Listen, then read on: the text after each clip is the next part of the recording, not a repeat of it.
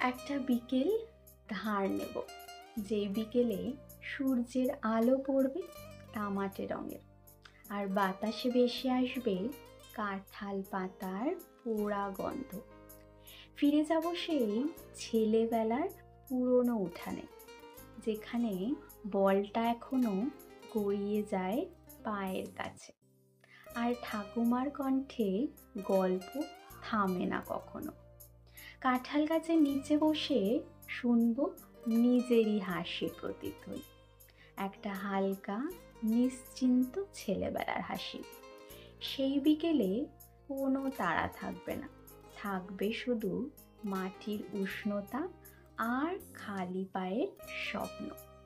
হয়তো আকাশটা একটু নিচু হয়ে আসবে, বেশ আমাকে ছুঁয়ে বলবে, তুই এখনো হারিয়ে যাসনি, তুই